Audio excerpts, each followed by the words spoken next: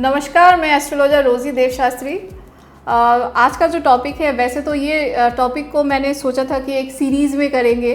Series का मतलब है कि 27 नक्षत्र है तो उस हिसाब से करेंगे, सारे नक्षत्र धीरे धीरे कर लेंगे। लेकिन ये जो महीना है वो है श्रावण का महीना, और श्रावण का जो महीना है वो एक्चुअली डेडिकेटेड है श्रवण नक्षत्र पे। मतलब जिस श्रावण महीना, हर एक महीना जैसे आषाढ़ महीना या फिर चैत्र महीना, ये सारे जो महीने हैं ना, वो सारे किसी किसी नक्षत्र पे डेडिकेटेड है। उसका वजह ये है कि उसी नक्षत्र के टाइम में, उस महीने में पूर्णिमा आता है, तो उस नक्षत्र को अलग से स्पेशली इम्पोर्टेंस दी जाती है। तो पहले शुरू करते हैं कि श्रावण का महीने में, एक तो ऐसे ये महीना बहुत ही पावन है अपने आप में, शिव जी का महीना बोला जाता है। और इस महीने में जो ये महीना शुरू होने से पहले जो पर्व आता है वो है गुरु पूर्णिमा। गुरु पूर्णिमा एक ऐसी स्थिति है जहाँ पे श्रवण जो नक्षत्र है वो बहुत इम्पोर्टेंट रखता है। मतलब श्रवण का मतलब है सुनना, लेकिन ये सिर्फ सुनने तक ही सीमित नहीं है, इसका और भी मीनिंग है, आगे चल के बोलेंगे।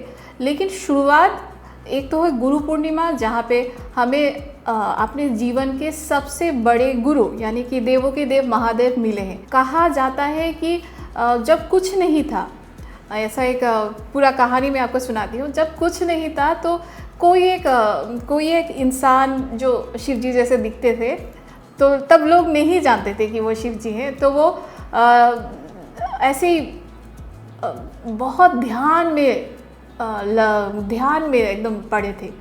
तो बहुत सारे लोग सोच रहे थे ये कौन है योगी जो कई सालों तक, कई दिनों तक ऐसे ही इसी अवस्था में है। तो बहुत सारे लोग क्या करें कि धीरे धीरे उनको वो शिव जी अपने ध्यान में लगे रहे। और कुछ लोग क्या हुआ कि वो चले गए उठ के, कि क्या पता क्या कर रहे हैं, क्या पता क्या नहीं कर रहे हैं, कुछ समझ में नहीं आया। तो अपने कुछ कामों में लगे रहे।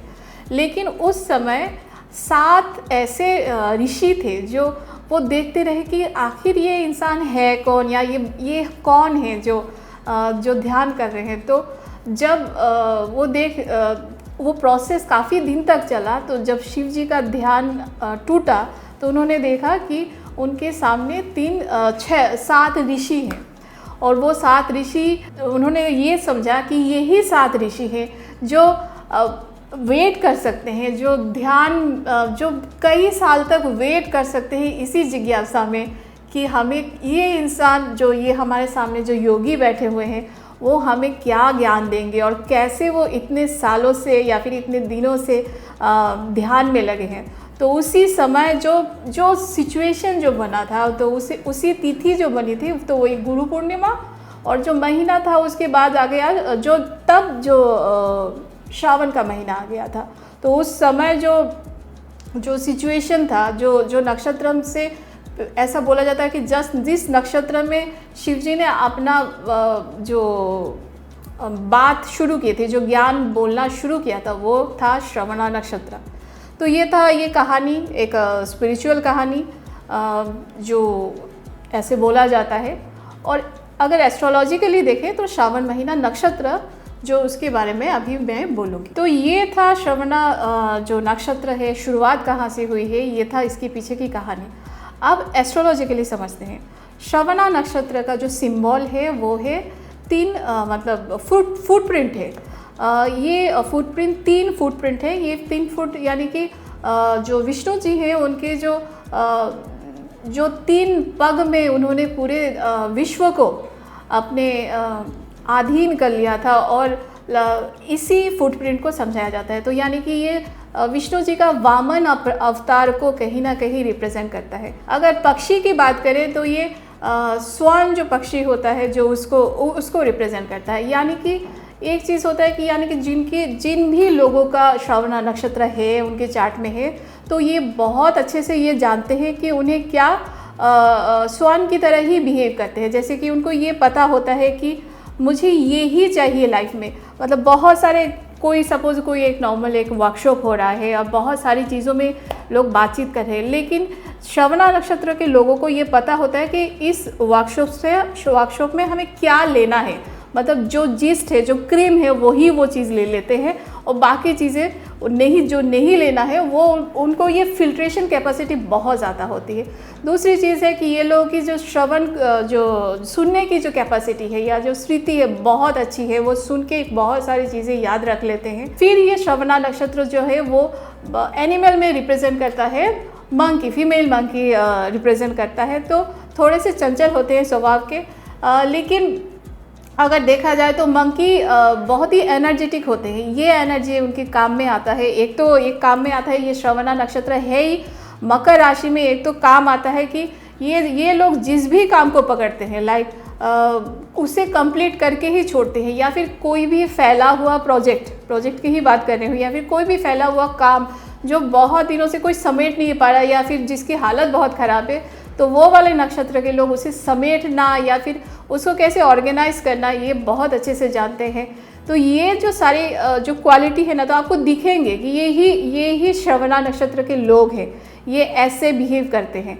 दूसरी बात जो है, बहुत सारी श्रवणा नक्षत्र जब गुरु पूर्णिमा के बाद जो नक्षत्र आया, ये दिन एक बहुत ही पावन दिन है। जो बच्चे जिन्होंने पढ़ाई अभी शुरू नहीं की है या फिर वो उनकी अच्छा टाइम है कि उस टाइम में वो पढ़ाई करना शुरू कर सकते हैं। ये और एक अच्छा टाइम है दीक्षा देने के लिए, मतलब श्रवणा नक्षत्र में कोई चाहे, अगर गुरु पूर्णिमा मिस हो गया है तो श्रवणा नक्षत्र एक ऐसा अवसर है जो जहाँ पे कोई भी दीक्षा, यहाँ पे दीक्षा की बात मैं ये नहीं बोल रही हूँ कि बीज मंत्र जो देना है, दीक्षा यानी कि कुछ भी स्टार्ट कर सकते हैं। कोई अगर कोर्सेस कोई टीचर सोच रहे हैं कि मैं ये कोर्स शुरू करना चाहता हूँ, तो श्रवणा नक्षत्र इज़ ए गुड नक्षत्र टू स्टार्ट एनी कोर्स। तो ये सारे जो क्वालिटी है ना, वो सारे श्रवणा नक्षत्र में हैं और इसीलिए इस महीने को इतना इम्पोर्टेंस दिया हुआ है। और सिर्फ शिव जी नहीं है, जैसे मैंने अभी बोला है कि विष्णु जी को भी रिप्रेजेंट किया जाता है, सिंबल में तो है ही। तो ये जो सारे क्वालिटी है ना, ये श्रवणा नक्षत्र में है।